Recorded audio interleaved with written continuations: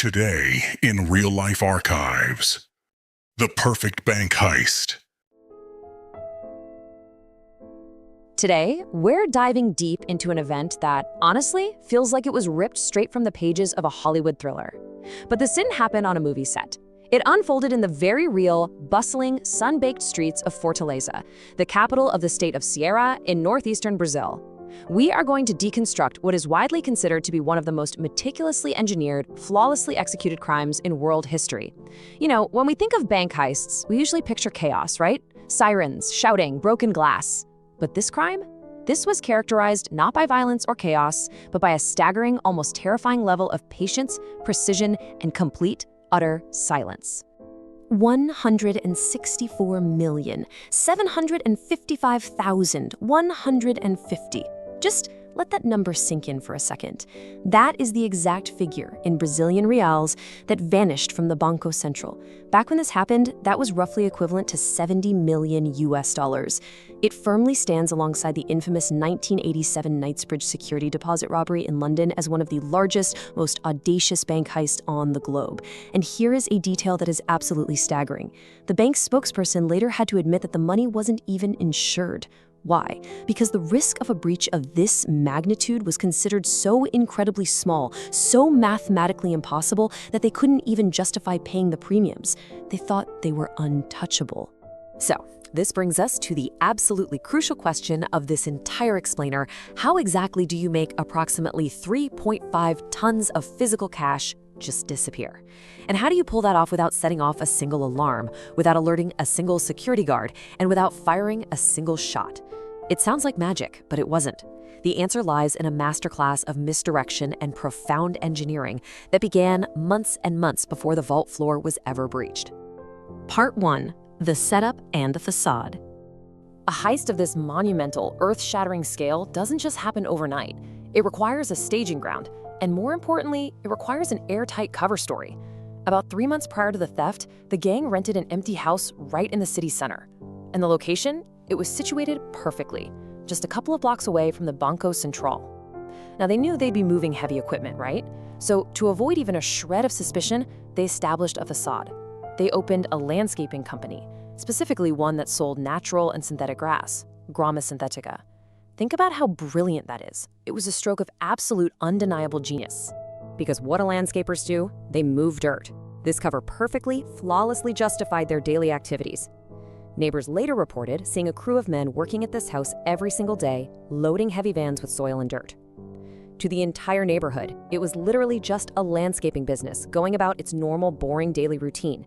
They were completely, blissfully unaware that the dirt being hauled away day after day was actually the earth from beneath their very feet. It was the perfect disguise hidden in plain sight. Part 2. Underneath Fortaleza. While the city above went about its noisy daily life completely oblivious, an entirely different reality was taking shape in the dark 4 meters below the surface. The gang excavated a tunnel that stretched nearly 80 meters in length.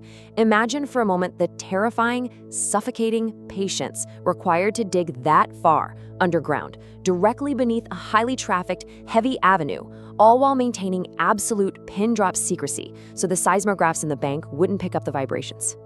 And this detail right here brilliantly illustrates the level of sophistication we are really talking about.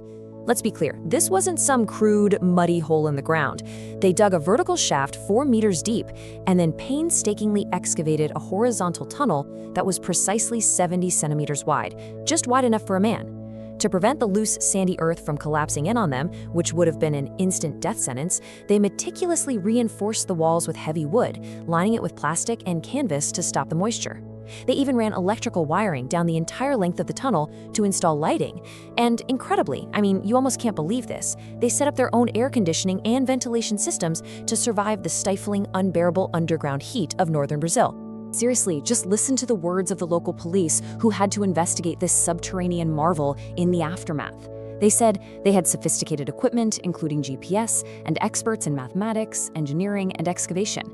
The authorities quickly realized they weren't just dealing with your average street thugs. No, they were dealing with a highly specialized, technically proficient syndicate, a group of phantom engineers who spent over 3 months quietly, surgically reshaping the earth beneath Fortaleza. But all of that exhausting, claustrophobic digging only brought them to the final and most formidable barrier of all, the floor of the Banco Central's vault. Now, this wasn't your standard basement flooring. We are talking about 1.1 meters of solid steel-reinforced concrete, over 3 feet thick. Armed with industrial bolt cutters, high-heat blowtorches, and heavy-duty electric saws, the gang methodically, patiently pierced this massive defensive layer, cutting through the steel rebar, cracking the concrete, until they finally breached the inner sanctum of the bank. Part 3. The August weekend. The bank was closed for the weekend. The vault was completely silent. The gang had already successfully bypassed and disabled the internal alarms from beneath, giving them the entire uninterrupted weekend to work. But once they got inside that vault, they didn't act like amateurs. They didn't just grab everything in sight and run. They were highly, coldly selective. They targeted specific containers holding 50 real notes that were slated to be taken out of circulation. Why? Because these specific bills were marked for destruction, and that meant their serial numbers were not registered in a way that the central banking system could ever track. The money they were stealing was entirely, beautifully untraceable. Ghost money. And remember that number from earlier? The physical weight of this stolen currency was approximately 3.5 tons. 3.5 tons. Think about the grueling, absolute backbreaking physical labor required to haul 3.5 tons of bundled paper out of a vault, lower it down a 4-meter drop into a claustrophobic 70-centimeter wide tunnel, and then drag it 80 meters all the way back to the safe house, over and over and over again. It wasn't just a masterclass in planning. It was an astonishing, brutal, physical feat. And their exit? It was as clinical and calculated as their entry. Before vanishing into the wind, they coated the inside of the rented safe house entirely in thick white powder. Lime powder. This wasn't some random mess. It was a deliberate, calculated countermeasure to destroy any stray DNA, hair follicles, or fingerprints left behind. It made forensic collection virtually impossible for the police. It wasn't until Monday morning, August 8th, when the bank employees finally arrived and opened the vault for business, that they looked down and found a massive hole in the floor and a sea of empty money containers. The gang had already vanished without a single trace. Part 4. The long manhunt.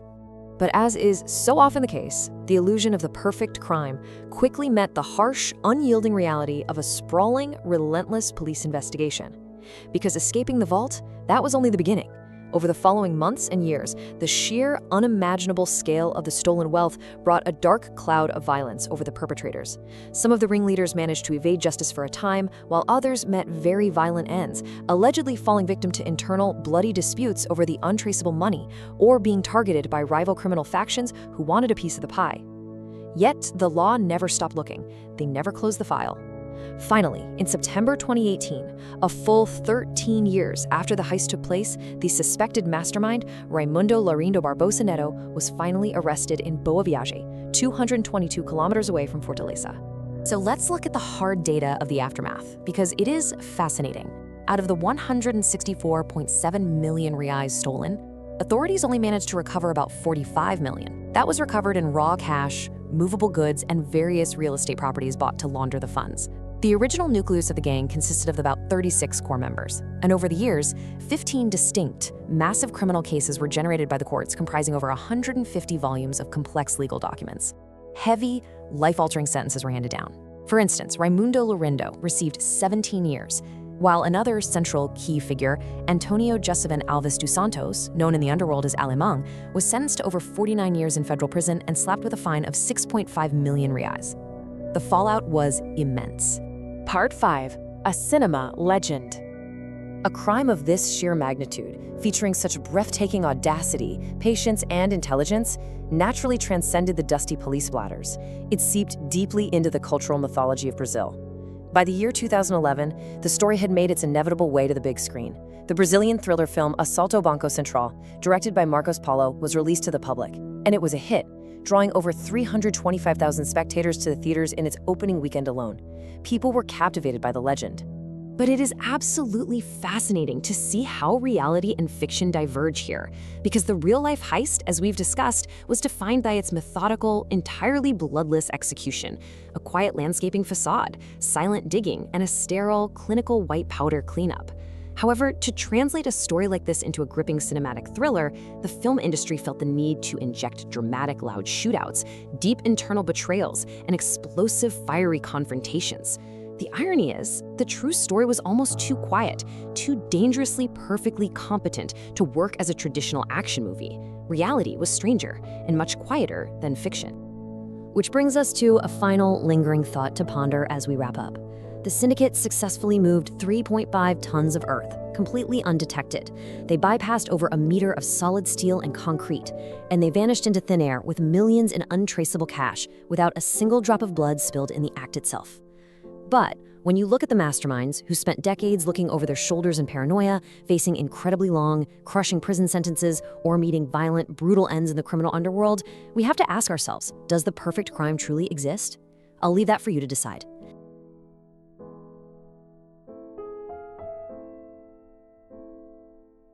This is just one story. There are many more you wouldn't believe. Subscribe for the next one.